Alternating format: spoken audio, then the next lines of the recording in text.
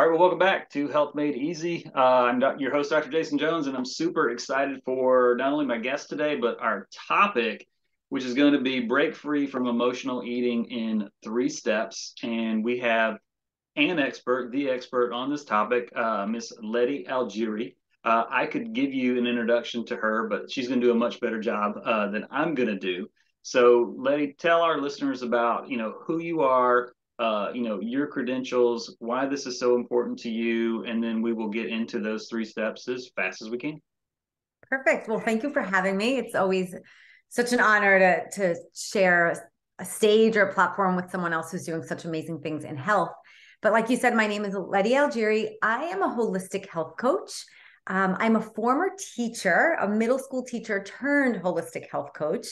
And that was through some personal experiences that we had. I had decided to resign from teaching when my daughter was born. And right away, she had some health challenges. And unfortunately, we were a little bit tainted by the medical community. We really didn't get the support that we wanted. Now, let me just say there's incredible doctors and physicians out there, but for what we needed, we were just not being served where we needed to be. And so we started to look a little bit more holistically and look at alternatives to healing her. Long story short, we realized that food could heal you or can harm you. And at that point, I decided that there's so many people out there that need support, that needed help. There were moms with new babies like me. There were women with teenagers and hitting menopause that needed to learn how to eat and change their lifestyle.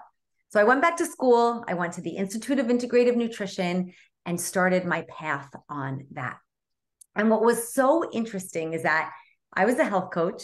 I knew exactly what to eat. I was eating super clean, and all I craved was sugar, and I was exhausted, and I was just emotionally eating all of the time, but I knew what to do. So it kind of made me realize, like, you can have all the information, but if you don't have those action steps to make it work, then that you need those habits and the action. And I started to figure out, like, well, why? Why am I feeling this way when I'm eating so clean? And that's when I really uncovered that just because something's healthy doesn't mean it serves me and my body. And I started to identify, like, well, what serves me versus my neighbor or my friend? And how come they can eat that and feel good and I can't? And through lots of trial and error and lots of work with many of my clients, we really discovered that emotional eating was the root cause to many of the ups and the downs, of the sugar cravings, of the exhaustion, of the moodiness, of the unfocus, of all of those things. And when we started to dive into the why behind the emotional eating, it just changed everything for people. Beautiful. Love it. Yeah. Love it. Yeah. So interesting you graduated from IIN. I did as well. I think it was back in 2017 or something like that. So that's cool. Very, very cool. So I know Yeah. the training that you've been through. So everybody who is not aware of that, it's very extensive. It's a long, long, long and heavy course load. But you come out with somebody who really knows how to coach you and get you where you actually want to go and has all the tools to be able to do it. So let's talk about this emotional eating. If you had to define it in terms of so that our folks could simply and easily understand what emotional eating actually is, how would you define that? So it's interesting because I think I would define it very differently than most other people. So I think people feel that you eat your emotions, right? So if you're feeling sad, you're eating because you're sad. If you're feeling stressed, you're eating because you're stressed. And I like to flip it around. I believe that emotional eating is eating because you're looking for an emotion that you don't have.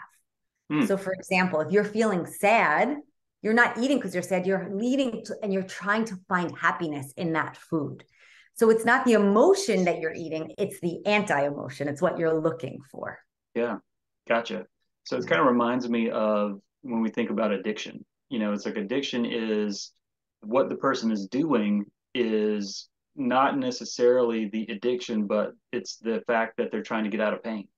And they're seeking something else. They're seeking a pleasure to offset whatever the deep rooted real problem is. So I love how Yeah. you approach that more of a very cause based as opposed to just like treating the symptoms, from there.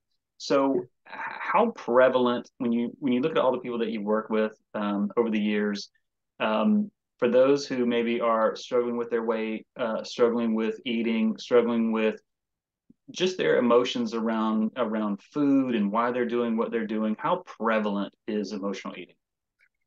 So I don't want to say 100% because clearly I can't say that. But Yeah. in my practice, most women, and I work mostly with women, most women that come through my door, it is an emotional eating situation. And maybe you guys listening could relate to this, that you've said, I know what to do. I just can't do it. Right. Hmm.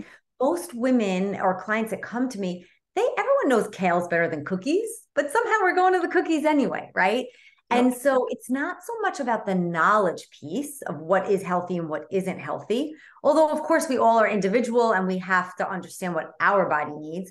But it's really about establishing those habits to be able to take that knowledge, the implementation piece, and make it part of your life. And for me, in my experience, the emotional eating, and emotional eating doesn't always have to be like, I'm sad, I'm depressed, I'm lonely. It could be, I'm stressed, I'm busy, I'm overwhelmed, right? It could be just everyday hustle and bustle life. That tends to guide what we're eating more than anything else. Okay, gotcha. And then, so in terms of as we look at the underlying roots Mm-hmm. and what drives the behavior, Mm-hmm. are there a top two, three, five things that are driving most people to do what we would consider emotional eating? Definitely. And again, everybody's different. I don't want to Mhm. blanket anybody because Yeah, we yeah, all have our different, but I feel that overwhelm and stress are a big one. yep, um, because we're just so busy, we don't have a second to catch up. And then when we finally sit down on the couch at the end of the night to watch, scroll on your phone, watch TV, read a book, whatever it is you're doing, when you finally relax, that's when the emotional eating also comes in. And so yep, that's a big piece. But for a lot of people, loneliness. Some people are looking to be in a relationship they may not be. They may be grieving the loss of somebody.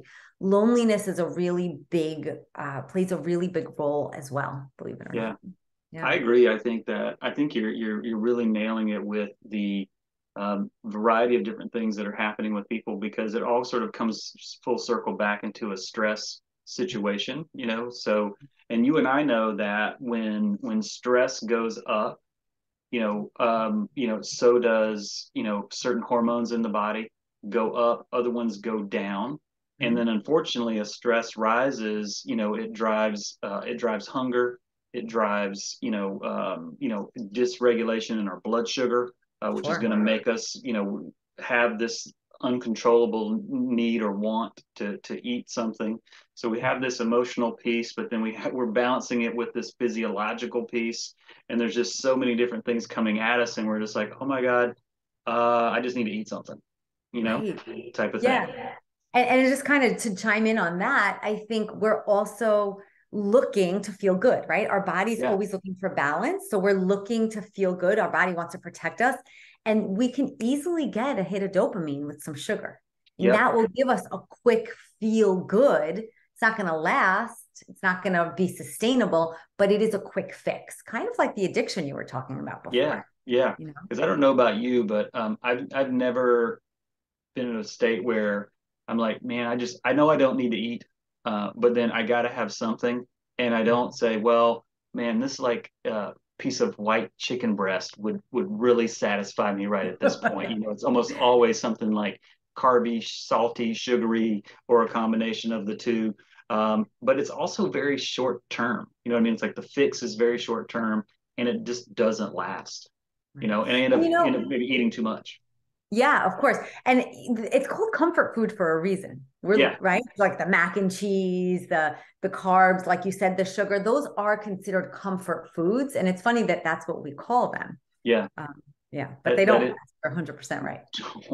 no, it's short term comfort and then a lot of pain afterwards, especially if you do too many of them. Yes, So for so you've sure. got three steps to break emotional eating, and I want to break them down. And let's start with number one. What do you think is the number one thing? And then we'll go through two and three. Perfect. Do you mind if I rewind a little bit before we jump Oh, into that? please do. Okay, because I just want to paint a different picture for just a second, and then we'll jump Yep. into the three steps. Let's do it. So many women and men, but many women feel that the way to successful eating, and whether it's for a health reason or weight loss or whatever that looks like for them, is on a diet. Right. And so they tend to say, okay, I'm sick of the way I feel. I'm sick of the way I look. I'm going on a diet. And that means whatever. There's a million diets out there. We all know it's like $1 billion industry. And they pick something, they're restricting from the food that they love. They're probably eating less calories than they should. So now they're hungry. Now they're cranky. Now they're going to be like so strict for the whole week, maybe 2 weeks. All of a sudden the weekend comes, their friends are going out for dinner or they want to drink. They eat, they indulge, they want a cheat day. And then they're like, oh, I can't believe I just did that. And then they feel like a failure. Mm-hmm. And so there's a cycle that starts at the top of like, I'm going to do really well. I'm going to restrict myself. I'm going to go on a diet. And then you feel really good. And then you start to feel, oh, I don't love this so much. I can't eat what I like. I'm hungry. Then there's that cheat meal. And all that cheat meal does is make them feel like, I can't do this. See, I just proved to myself that I can't diet. I can't do this. And rather than that cheat meal feeling good, might feel good for a few minutes, it brings them further down. Yeah. And that just leads to another cheat meal and another cheat meal. And then they feel, oh, this is it. I feel disgusted. I'm going back on a diet. And then they're back on, and it's just a continuous cycle. So the emotional eating piece is a big piece of driving that cycle. So if I could give anybody advice, do not diet. Stop restricting from the foods that you love. Stop restricting your calories, and let's just find a more balanced way to eat. And Yep. Right, because that needs to be said before we can dive into anything else. Absolutely. Absolutely. Yeah. Okay, so you agree. You're with me. 100%. All right, good. So now get rid of your diets. Let's figure out, let's just try to eat really good, healthy, nutritious foods and not count calories and fat. And let's take a look at that emotional eating piece. I like to say that we freeze emotional eating, and we freeze it with ICE. ICE. And those are our 3 steps. We're freezing it with ice, right? So the first one is to identify that you are having an emotional eating. Sometimes we don't even realize. We go through our days, and then all of a sudden, if we look back, we're like, funny, 9 o'clock every night, I sit on the couch and eat a bag of chips. Or interesting, at 2 p.m. every day after our board meeting, I go to the vending machine and get some junk. So there are patterns that you can identify. But then you need a few minutes to kind of sit and think about it. Are you around the same people when you're emotionally eating? Is it in the same location? Is it the same time? Is it the same food? Like, identify what those patterns are. So that's step 1, okay. Right? Keep going, or you have questions? Oh, no, I'm good. No, you're right. Okay, good.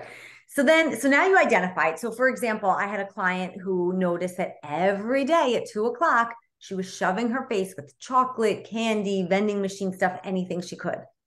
Well, she realized that a lot of what was happening was that she was undervalued and disrespected at work. And so she started to eat her emotions looking for that comfort, right? Yeah. So then we look at step 2, the C in ICE, get curious. And the curiosity is, what emotion are you actually looking for? Like I mentioned earlier, right?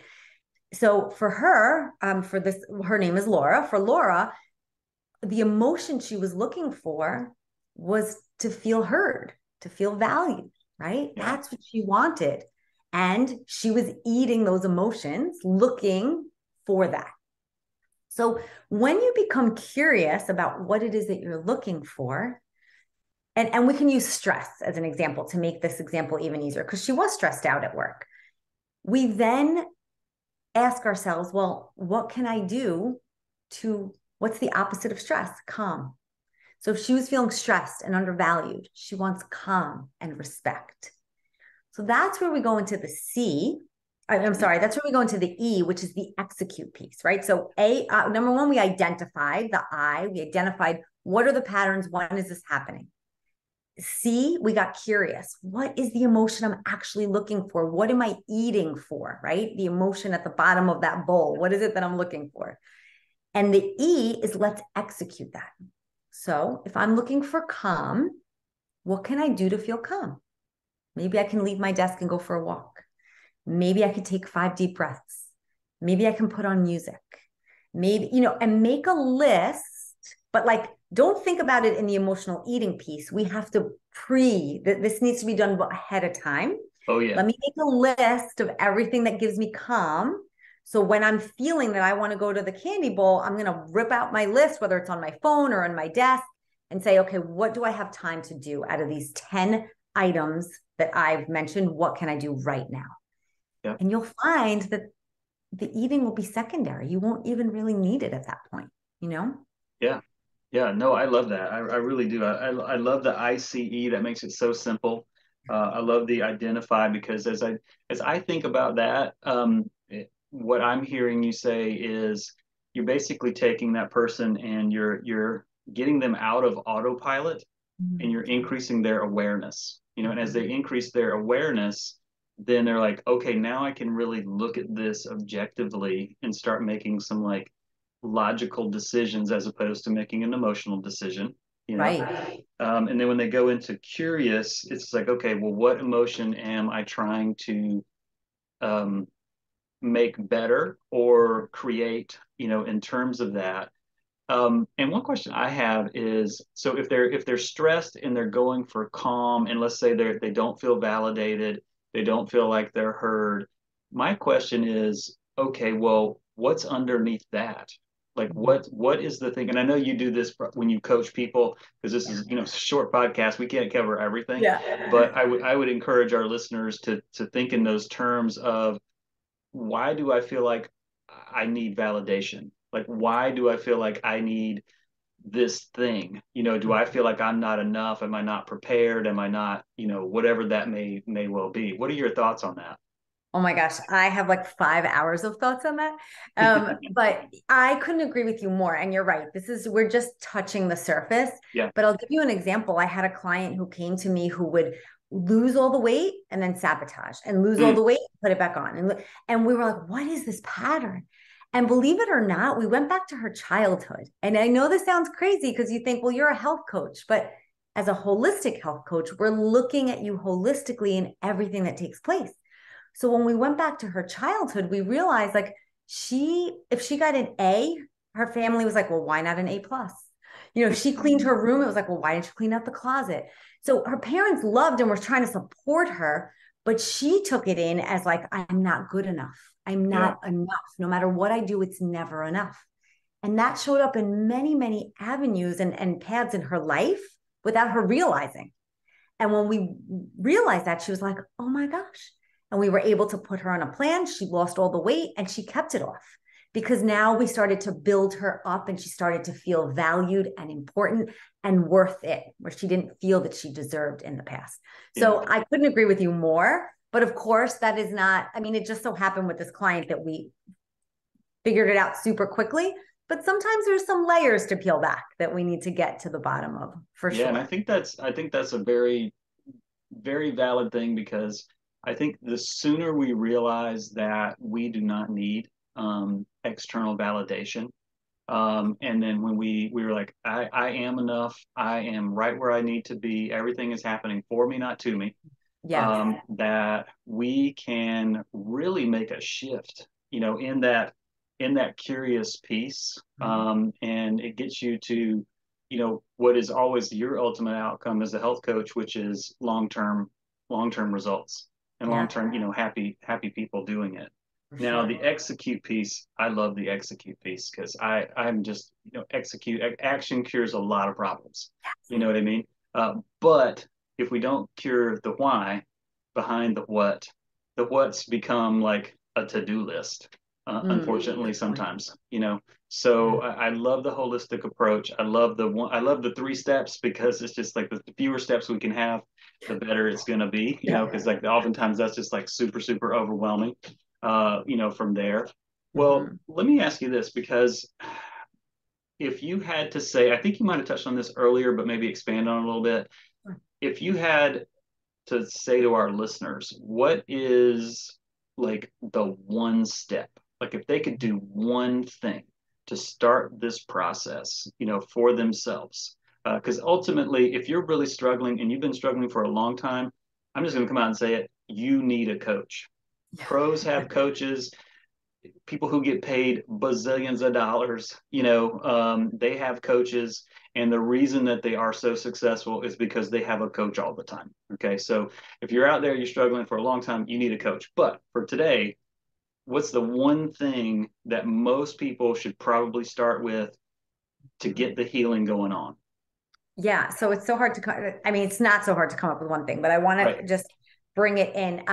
One of the things we're talking about feeling valued and feeling important, and that when you believe in yourself and you have that sense of belief and value, you will automatically do more for your health because you feel that you deserve it. So Yeah. one of the things I work with my clients is creating a sparkle list. Mm. And the sparkle list is literally like what things bring you joy that you can do in like under 2 minutes. I don't mean go on vacation. I mean like light a candle, look out the window and stare at the birds, go for a quick walk, pick up the phone and call a friend, like drink a cup of coffee. Now, I mean, we can get whether it's healthy or not, but the act of having a cup of tea or coffee.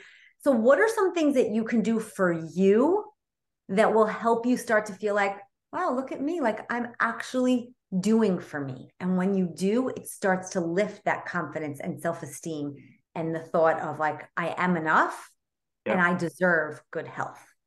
Yeah. Yeah. I love that. I love that.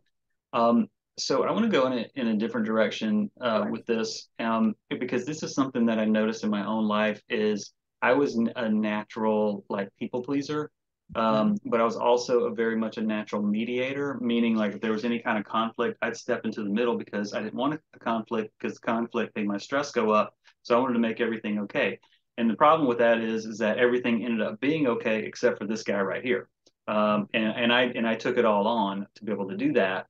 But then once I figured that out and started to step back from it, it kind of leads me to my question, which is you mentioned something very much sort of on my heart for people, which is the overwhelm for folks. So when you start to coach somebody out of the overwhelmed stage, because I think most people, quite frankly, they overschedule themselves.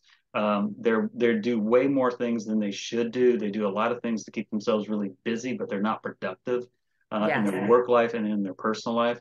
So, what are some things that you do to help move somebody out of that overwhelmed stage so it actually frees the time up, not only like real time, but like emotional Yes. stress off of them as well, to be able to actually feel like they have the time to do what you're recommending them to do. I think that's such an awesome question because it's such a huge problem for people. Hmm. And there's two parts to it. And I Okay. typically find that there are two parts to everything. There's the emotional piece and then the action piece, right? Yep. And we talked about that throughout our time together. So first, people believe, you become what you believe. Yep. And if you believe that you're stressed and you believe that you're overwhelmed and you believe that you don't have time, all those things are going to be true. Hmm. And what happens is then we tend to focus on like, oh my gosh, look, I'm running late again. Oh my gosh, look. And we focus on all the negative and all the things rather than focus on if I believed that I was efficient and fast and like on top of things, I would notice that I did 7 things before 7 o'clock in the morning, not that it was 7:05 when I walked out the door instead of 7. Yeah. And I would focus on that. So that's going to start to shift my thoughts about myself that I am organized, I am efficient, I am on top of it, I am right. Does that make sense? The Yeah. Yeah. emotional Yeah. piece. And then from a habit piece, there are so many simple things that I do with my clients that get them to be organized in no time. Like I teach them a specific strategy to plan out their meals for the week with food shopping lists in under 15 minutes.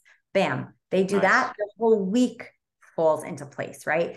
Different things of how to organize from a food perspective, I'm speaking, how to Yep. organize a refrigerator for things to be quick, how to make dinner and clean up in no time. So there are legitimate ways and habits to create time. And Yeah. then there's the thought that we have the time. Yeah. Yeah. I agree totally. Yeah. Because I think when we try to manage time, well, you can't manage time. Time is time. We all have the same amount of, time in a week, the same hours, Yeah. all of that type stuff. It's just a matter of how do we do it. And Mhm. sometimes the way that I was able to take back more of a control of the schedule was one, living off of a calendar. Mhm. And then I would put my stuff on the calendar first. Yes. So my vacations, my time off. When am I going to do my workouts? When am I going to do this? When am I going to do that? And then everything else goes in and around that. And all I really had to do was not violate my calendar. So I just had one thing. Just don't violate the calendar. Yeah. And I know everybody is not necessarily wired that way, but that took so much pressure off of me and so much stress off of me, that I told somebody this yesterday, and I call it like the rock principle. It's just like Mhm. I'm the rock, like this. Okay. Yeah. Water flows around the rock. I don't move. My thing is my thing. My schedule is my schedule. And then you just move around. You move around me. I don't move around you. Yeah. And I know not everybody can do that because they don't run their own business, they're an employee or whatever, but there are elements of that they can do. And it's like, what can you control? And just focus there. And the things that are out of your control, we just do the best you can with it. Yeah, So and I couldn't agree with you more. And I'm sure you've heard like, show me your calendar and I'll show you your priorities, right? What are right. you prioritizing is what makes on the calendar. And to go along with the rock concept, to kind of wrap this up too, is I grab like a bottle of water and I fill in like a empty jar, like a glass, big rocks. Yes. And those big rocks are the non-negotiables. And it may be work, like maybe that is a big rock. You have to go to work, Yep. right? And then what else? Maybe it is working out, or maybe it is eating healthy, or whatever those rocks are. And then if you fill in with little pebbles, those little errands, the to-dos, this and that. And then there's still room for sand. And the sand fills in around all of those holes. If you could just picture the rocks with the little pebbles. And so you will always find time to get those little things done. But if you put the sand and the gravel in first, you'll never fit those big rocks in. Those priorities will never fit into your jar. And so I couldn't agree with you more. And half of those little things that are keeping us overwhelmed are not important. They're, like you said, they're busy, not productive things that are moving you forward every single day. Absolutely. And I think that a lot of those little things are things that, quite frankly, somebody else could do for you. And many of the people I know that you work with, Yeah. your corporate folks and things like that, they're busting their butt all day. They're getting up early, they're going to the gym, they're taking their kids to soccer, they're doing this, they're doing that, and then they're coming home, and these are folks who certainly can afford to do it. And they're cleaning the house, and they're making all their meals, and they're doing this, and they're doing all that sort of stuff. I'm like, you could hire somebody to do that, you know. And Not and I just everybody's need able. to chime in and say, like, even if it's not a financial thing, I have two children and a husband, right? Yeah, And so I work from home. I'm more flexible. I was packing everyone's lunches, making everyone's breakfast. In the morning, I like to work out. I had no time. yeah, And I literally was like, guess what? You guys are packing half of your lunch at night. Like, let's organize. I need help. And now I freed up half an hour in the morning for me, which is a yeah. perfect amount of time. So the time is there. You just need to restructure it a little bit, you Yep. know? Agreed. Agreed. I love that. I love that so much. Um, Let me ask you this as we wrap up, Yes. because many of our folks are listening to this and they're resonating massively with it. I hope so. So, how do people get in contact with you? What's the best way for them to not only find out more about what you do, how you do it, but especially for those folks who are listening that are like, I need a coach, and Letty sounds like my perfect coach. How do they get a hold of Well, you? yeah, I would love that. I'm always, it's like my passion in life to help people be better versions of themselves. So thank you. You're You welcome. could find me on my website, which is letyalgeri.com. Or you could find me on social. I'm on Facebook at Lety Algeri 1 and on Instagram, Lety_Algeri. So those are great places. I have a free community on Facebook, a great Facebook group that is thriving. It's called actually Thrive with Lety. And we do videos and trainings, and there's great recipes, and all the mindset shifts that you need could be found there as well. I love that. I love that so much. Yeah, you guys definitely get on that group and start learning, and then reach out to Lety and let her help you. We all would love to believe that we can just do it all ourselves, but quite frankly, some of the biggest jumps I've ever taken in the shortest amount of time was when I had a coach, and or have a coach who is walking me through, because they see all the blind spots that you cannot see, and they help you navigate, and they help you do what I call time traveling, where you get to skip so many errors and so many problems and so much pain and suffering. You just get to leapfrog all that because they can navigate you through the forest. So, Lety, thank you so much for coming on today. This has been really enlightening for me. I love the simplicity of your approach, and I know our folks do too. And I just honor you for what you're doing, because I think this is such a needed thing. But at the same time, those pieces are just not being done. And I love how you are just sort of like getting rid of the diet mentality and really going for like the root cause of serving and helping humanity and your people. And I just love it. Thank you for not only just what you're doing, but just who you are and how you're doing it. Well, thank you so much for having me. It's really been a pleasure, and I hope that everyone has been inspired to do one little thing for their health today. Absolutely, absolutely. You guys get out there and do that one thing. All right, this is Dr. Jason Jones signing off. We'll see you guys on the next podcast. Dr. Lety, thank you so much. Looking forward to hopefully having you on again. Yeah, of course. Thanks for having me. Yep. See you guys later. Bye bye.